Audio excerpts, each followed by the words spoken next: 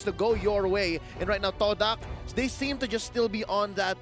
There's nothing wrong with this, by the way, ladies and gentlemen. I'm just saying, it's what we're it's what's standard. It's what we're expecting, right? It's the Brody, it's the Natalia. If Jawhead shows up somewhere on the side of Todak, could expect the same thing as well, or maybe even the Esmeralda. But Bren Esports, they seem to be going for something very specific. I do think that the Esmeralda needs to get banned out from either Bren's side or Todak's side. Oh, they get rid of the Yishin Shin. It was speaking from which, Butters, you're absolutely right. These are very comfortable heroes that Todak has pulled out multiple times. And if you check the numbers, yes, they have pulled out. Moon has picked up Sylvana many, many times in the group stages itself. Claude, as well as Yishin Shin, having some of the highest win rates in the tournament itself. It's something to keep note of.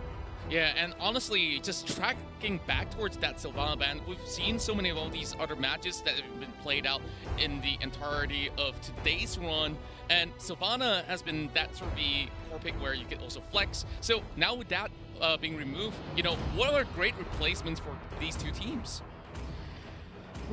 That is going to be a tough, the hard question to answer, but it's going to be Matilda. Let's just see what the draft brings us, because to be honest, I don't really know what to expect from Bren. This is the first time that I'm seeing them react to whatever the other team is gonna do. Jawhead. That's what I'm thinking. Leo, you? I think they are gonna want to hit the first three first, or I'm guessing it's a big tell if you hit for your first pick something really good in the side lanes or something really good in mid. Like, that's going to set the pace for the rest of the draft. And for Bren Esports, for Ducky and the gang, there you go. It's going to be a side lane. Ooh. It's going to be Esmeralda. That's what they were playing for, and it comes through. Yeah, and honestly, they definitely left this one for the taking. And even better, we were talking about target bans, but nobody has attack formates on his Hayabusa pick as well. So do you think that Todak could potentially snatch this, especially facing Esmeralda is not really the best opportunity to take her down with Hayabusa? I mean, I would agree here. I didn't even notice that Esmeralda just actually slipped through the cracks here, which is a big no-no in a lot of these situations, especially in pro play. Todak on the other side picking up the Benedetta, and I think at this point, it's like you have to kind of question whether you want to have that utility or you have something that Esmeralda can just absorb the shields for, but at what cost? So Baxia going to be one of those pseudo counter picks. Going E1. Again, this is something that we know him for, a really good peel type tank. And there you go, Kaltizi. As we mentioned earlier, since we're choking out all these cores, we're going to go for either the Lance or the Ling. And here's one that kind of strikes a chord in me. I'm like, so far, Selena has not been good for Filipino teams or for most teams in the playoffs to begin with. But this might be different because Few here, in case you guys didn't know, has been playing Selena for the better part of 2 or 3 years now. I mean, Few is a good good player on is a good Selena player, but I really think that if you put the Selena on the first pick phase at this is really just something that is hit or miss right now. It's not as strong as the other patches. But for Selena, you really have to start hitting those arrows early. If not, you're not going to make the most out of this pick. Yeah, it's more miss recently. Numbers will say it's more miss. Yeah, and we're going to be moving in towards phase 2 of the bans right now, as both sides have already selected the first initial tree. And I'm great that you guys actually predicted the Lancelot as well to be fitting right in. So high mobility on the side of Bren Esports, great damages as well. Now, I'm pretty sure that they want to secure some big sort of picks heading in towards phase 2. So what should we look out to ban? I think for Bren Esports, that's Lusty still not having a hero, so they might try to choke that out. I don't know what they're reading into this. Already, this is going to be Rebo on the side lane Esmeralda, right? I don't know what they're thinking with the Few. Sorry. I don't know why they're trying to lock out Few when he already has the Selena, because they banned out the Farsa. So that's an oddity for me. I honestly think as long as you have wave clear, that's going to be the most important thing. You don't really interact with the laner. You're not looking to fight them, right, Butters? Yeah, I agree. And I can't help but wonder. Formace plays Benedetta, right? He plays Benedetta. So this might be Jungle Benedetta? A Benedetta jungle. Yeah. He might just go for it, and he can just carry the tempo for his team, create space for Chico again. That's it right there. Like, where the heroes stand is what most likely will happen. I really think that Bren Esports should be thinking about this. Should they be banning these assassins? It's one miss for another. The Farsa was a relatively dead ban. The Hayabusa as well. Maybe more the Farsa. I think the Farsa was more dead than the Hayabusa because you can send the Benedetta into the EXP lane. But there is this thing about the Farsa that Bren Esports uses it on the XP lane as well. So it is Could a be a good read. ban. Could be a It could be a read. But for Todak here, they just go for that Thams, and I really think that the mid laner is going to be a mage. So I am guessing that this is a jungler Benedetta at this point. Yeah, I would say it's jungler Benedetta, but I don't necessarily agree with the Thamus. Contra, thoughts? Yeah, I definitely think that there are picks like, you know, Lapu Lapu and such that could still come right in, but you know, I'm pretty sure that they are looking to sustain and still dish quite an amount of damage coming in towards those sort of team fights and still have that leeway to walk out of it. I'm wondering why you don't like the Tams, Gideon. What's up with the Tams? Because let's look here. Thamos is usually a lane bully, and who is he trying to bully? If he's going for the Esmeralda, he loses almost immediately at level 2. Esmeralda can really, like, even if you go all in, she can buy 45 seconds worth of time, and by the time 45 seconds is over, both of you are about at the same sort of health total, so it doesn't really go anywhere, unless it's like a Lapu Lapu or a Yishin, it's going to be a Yutong into the Thamos matchup. At least then you can kind of push him away from the lane. But Esmeralda doesn't really care. It's about who lands the first ability first. Yeah. What I'm guessing right now for Todak is this is going to be a Thams just for the fast wave clear. They're not going to force it out on a fight that fast. For Thams, it can be help for their jungler. If this is going to be a Benedetta and a Thams could just go to that orange side. But they go for a Gatot, so this makes things... This makes things a bit confusing and interesting. I like it though. I like it. It's a no mage lineup. The damage, the magic damage comes from the Gatot and the Baksha, and I get it now. Even before this Gatot, this is what I was thinking. Gideon, this might change your mind. It's a full-on dive comp, save for the 1-1. Actually, 1-1 can even dive as long as she has a crossbow tang. Like, they will catch these arrows, and they will force the engage. I mean, if everybody just buys, like, one blade armor, it's pretty much going to be shut down instantaneously. Or, like, even their tanks, you just buy 2 blade armor, so you're not going to be able to penetrate through that much damage. And even a Malefic Roar is arguable on certain heroes. But, again, there's just way too many defensive armor-type items that are effective in comparison to Magic Resist. So, in a lot of these cases, Todak will eventually start losing out towards the later stages of the game. I'll say it now before it's too late in the game. They want to choke out and block Lusty. That's what it feels like. Contra. Yeah, we're definitely looking at these sort of scenarios. Great theory craft that we do have on the desk, but moving in towards the Land of Dawn, it's all action. And of course, great talks coming in towards our very first game here. It's Malaysia versus the Philippines. We got Todak as well as Bren Esports. Take it away, gentlemen. and this is going to be the game. Well, this is going to be a tough one here. I don't know. I'm very worried with Todak's lineup right now. They have to start getting some early leads somehow to at least stand a chance, especially when you get that snowball running. In a lot of these games of MLBB, once you get that snowball running, it's so hard to stop unless you make the first mistake. I don't know. This is weird because if you're nervous for Todak, I'm nervous for Bren. They're on very thin ice, and so far they've drafted very similar to yesterday. And Lusty here checks in, sees Moon on the Gatot Kacha from mid. He has the level advantage, and that's going to be, X-Ray in trouble. Pops the Vengeance right there. That's a double Vengeance lineup. I think you have to keep your eyes on Few here. His Abyssal Arrows are going to be crucial to stopping Todak's aggression in a lot of these situations. And you can see, even X-Ray, he can't really sit in his own lane. He wants to go against this Lapu Lapu, which is already a win, because if he went down to the Esmeralda lane, it would have been over for him. Now that I see it, I think Moon... Oh! What? Mistakes. But going back to what I was saying, now that I see Moon on the Gatot, it's not even the most reliable pick for me. It's not the best pick, but it's a way to catch Carl. Because if you would look at their first 4 picks, they do not have a way to answer the lance. Yeah, no real hard catch. Yeah.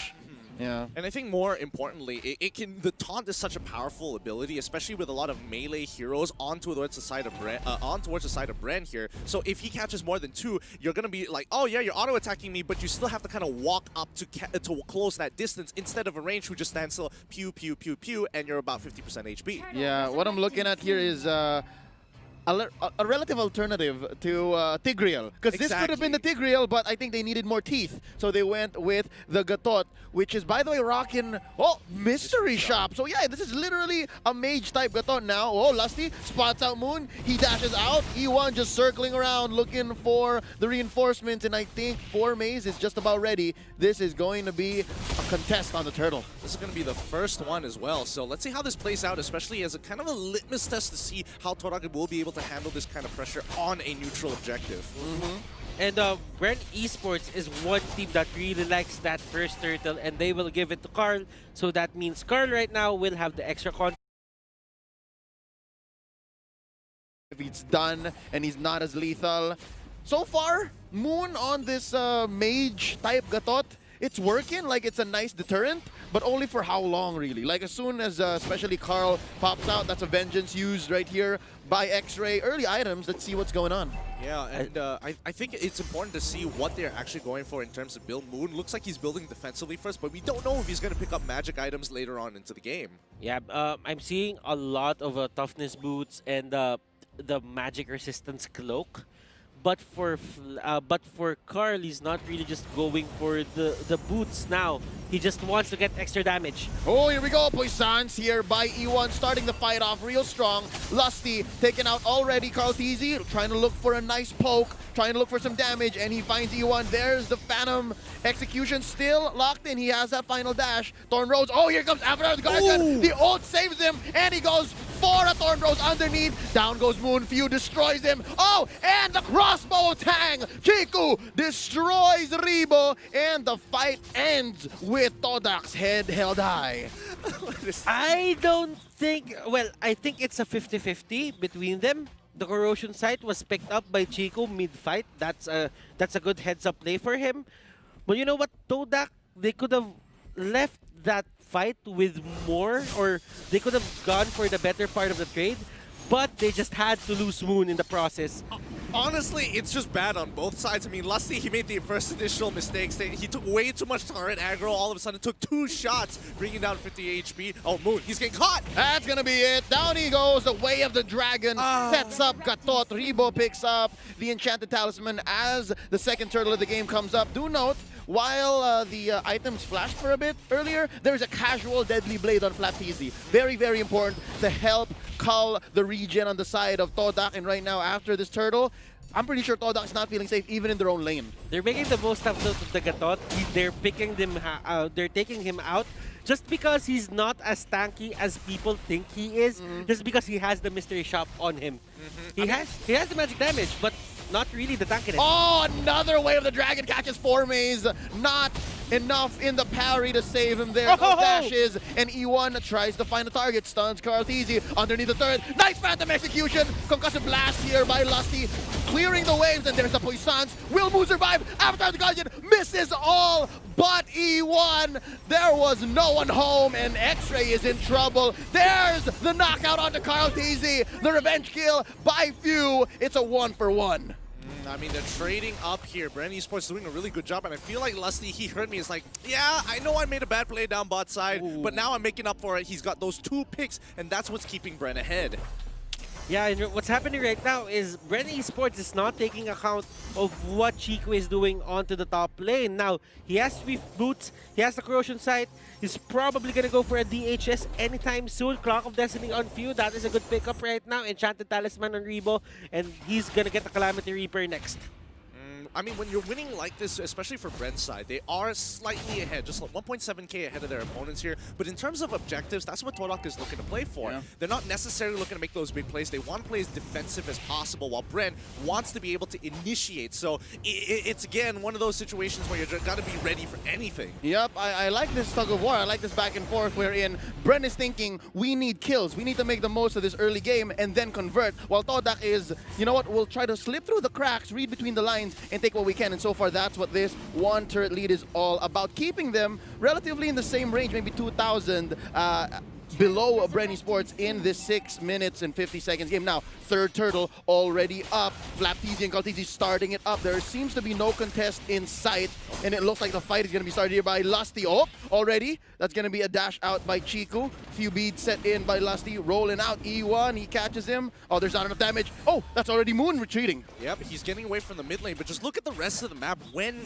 Bren Esports is looking to go for these neutral objectives like the turtle. They're rotating towards topside to maybe catch Chiku. Falling Star Moon's out. Ooh, that's a poisons by E1. In goes Flapteezy. This Lapu-Lapu means business. Oh, crossbow of Tang by Chiku. Gonna be dashing away. Flame shot from afar. That's View. Garrot taking out Chiku. What's up, Fruit? It's looking good. It's looking really, really good. Great mechanics here. Now, E1 going to be the next pick off here. He drops down to Rejuvenate. That's not going to save him. Ooh. But with the help of Moon, he might be able to pull this off. Can he land the taunt? Rebo, he's like, nah, fam, I'm out. How familiar is Few at these kinds of situations? He just saw that Chico was on the crossbow of Tang. He just threw out that certain flame shot and then hit, and now Moon is the target for Rebo, and he takes him down. All right, took a while to go around and force that fight, but I think it came at a cost. That was another push off camera by Todak. Yeah, I mean, look at the objectives here. No matter how many kills that they're giving over, the return of investment here across the map. Todak is playing the map great, while Bren is wasting their time up on top side. Oh, that's going to be a knockup by Lusty, trying to save Rebo here. I think Lusty's going to bite it. Chiku pops the crossbow of Tang. This man knows no chill. They're chasing them down. Here comes Formaze from the sides. Does he have enough dashes to go? I don't think it's smart to pick this fight. Oh, nice Electro final blow. Rebo gets smashed in. And now Fuse the next target. He's going to be dashing away, retreating underneath his own turret. 1 for none here for Todak. Oh, Kalteezy might be in a little bit of trouble. E1, he's trying to go for the flank. Oh, caught an Inferno. X-Ray. Pops it off, but it goes off a cooldown anyways. E1 rolling out. Oh, was that a wrong jump? I think they're forcing this. They don't want to make this an issue anymore, given that they've been losing too much turrets. Bren Esports, I think it's best that they watch out because Todak is slowly hitting the power spike. They've been getting a lot of these turtles, but the thing is, they're not converting it into turrets. Todak, they might not get the turtles, but they always get the turrets. Oh! Now they right do! now. Now they do! Kalteezy here smashed in. Avatar the Guardian finally catches 2. That's going to be a lot of damage. Rain down onto Carl. Oh, to Flapteezy. Carl is already out of here, ladies and gentlemen, while Chiku just pushes off camera. Hold up! Hold up! Todak, I believe, is already up by 2,000 gold. Yeah, they took the turtle. Chiku got to push down on top side, and this is the macro play. I haven't seen Todak play like this in a while, but Bren, they want to answer the macro with aggression. E1 jumping in underneath the turret. That's going to be Moon charging up a taunt. He misses, and down bottom, X-Ray pops the Inferno so that he can clear the way much faster. Falling Star Moon not going to be saving this turret, Rebo. The doctor is in, but the patient don't want this. Don't give me my medicine. I ain't sick. Oh man, he's eating his apples, my friend. This is something new from Todak. We did see him use the Hayabusa yesterday, but this is a whole new level of team play coming up from Todak, and Bren Esports, they seem lost. I mean, right now, Bren, as of right now, they are committing too many resources onto a certain side of the map. They don't have the amount of burst damage that they want to. The hyper-defensive style that Todak is playing, yes, come, throw our bodies, give more aggression. We'll sacrifice one of our members for 2 of your towers, steal a couple of jungle minions just to even out the gold. Regardless, this game revolves around 2 main resources, gold and EXP. Yep, and right now, at least they're trying to get some of the map left. That's going to be the bench just popped in. Oh! Avatar the Guardian, here comes Moon, hits nobody. That's going to be a nice start to the fight by Todak, and that's going to be 1 taken by Chiku. Still no revenge kills on the side of Bren Esports. Where is the regeneration shutdown? They're not getting it. Now Todak still on the assault. Moon looking low. There's a falling star. Moon by Rebo. Formaze coming in. Oh, that's going to be 1 more for Bren Esports. X-Ray is taken out while Formaze just wants 1. He's smelling blood. He wants to take out Future. Oh, nice dash out. Nice juke. What? What was that? Honestly, Few was ready to give up his life for Kalteezy to allow him to get back into the base to clear out that mid wave. And Few, what a Chad, what a brother. He's not done yet. He's still there. Look, he's less than half health, but just a chunk, and he still wants to stay in just to make sure Kalteezy is alive. It's like you tried to protect your brother, Carltese to Few, but Few was dodging the punches as well. Oh my goodness. Todak definitely for Mace kind of choked when he was trying to get that kill. If he got that kill, it would have been expected, but he got it with a lot more than he asked for. Yeah. I mean, for Maze here, there's so much mechanics to a Benedetta, but there's also quite a bit on a Selena. Now, nice knock-up. Oh, could not find the way the Dragon. Maybe the wrong target. Again, I like the prioritization here being shown by Bren Esports. And that show on Lusty still very hard. I think the casual deadly blade on Flat Easy is not enough. They need more. I think it's one of those things where you need somebody who's relatively safe to go in and out to get that burst. Cartesi and Few being the two major big hitters here. Rebo, yes, he can go in with the Falling Star Moon, and yes, he will survive, but the moment he uses the Falling Star Moon, he has no way out, and now the fight begins. Avatar the Guardian here by Moon. He takes quite a few hits. The trap set in by Few. They can disengage an arrow. Nobody catches it. No one's home. And Chico here spotted out. Butters.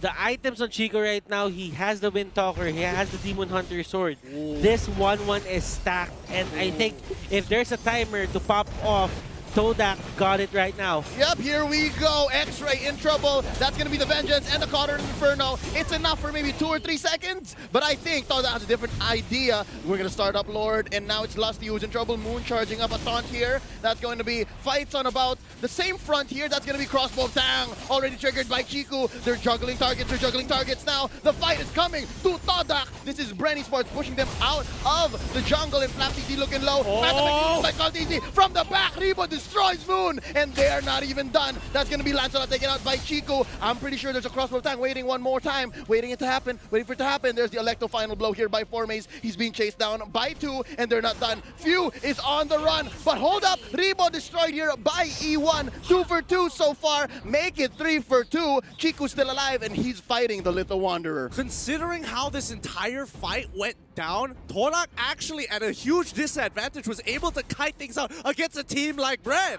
I don't even think that was a clash. I think that was a series of mini skirmishes, and it just happened in one certain area. What an exclamation point. Chico's like, die, Little Wanderer, die.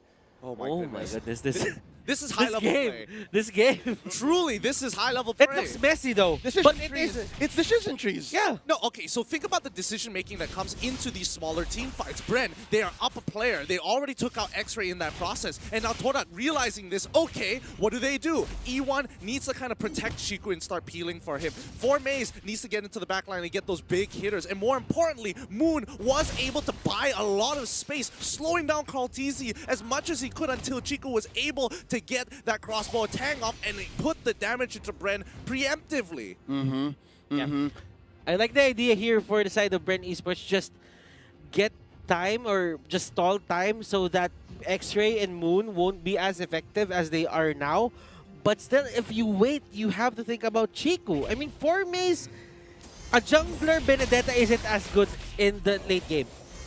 I mean, yes, I would totally agree with you in these situations. However, you gotta remember, like, it's all about the eggs in the basket here, and a lot is riding off of Chico. If he dies first, this composition will crumble. Oh yeah, not enough damage. Not at all. Formaze is struggling. Now, after that pickup by Few on the necklace of Durance, they might have a little bit more of a chance. Now Moon here, getting caught out. Avatar the Guardian, a defensive maneuver. Now they all go in. It's going into Bicalti. Oh! He's scared. He's destroyed here by Chiku. And already it's crumbling for Bren Esports. It's not looking so great. That's going to be the Puissance here as well as the Cauldron Inferno. That's 2 down for Bren Esports. Todak is looking to penetrate, and they are going to say, mission accomplished. We get this, and we might even end right here, right now. Lusty struggling to find a way to clear the wave. This is a show, ladies and gentlemen. Not looking good for him. Electro final blow left in already to clear this wave. Oh, and inside the base, that's going to be X-Ray, punished here by Rebo and Few. Oh, but he's buying some time. Yep, he's buying as much time as he can, but again, they're doing Lord while this is happening.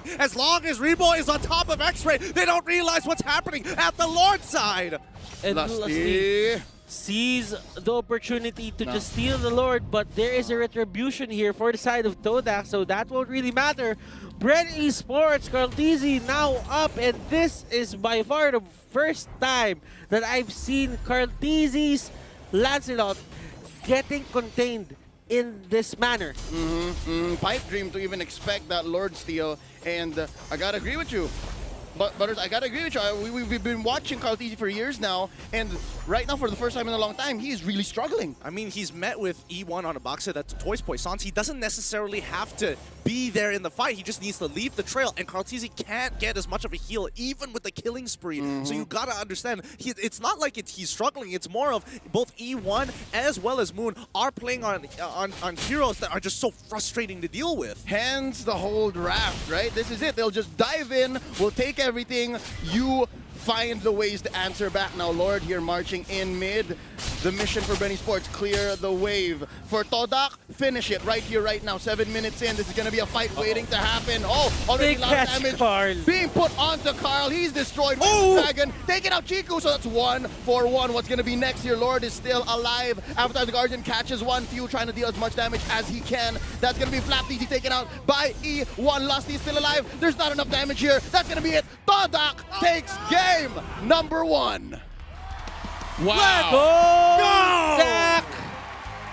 Oh my goodness, they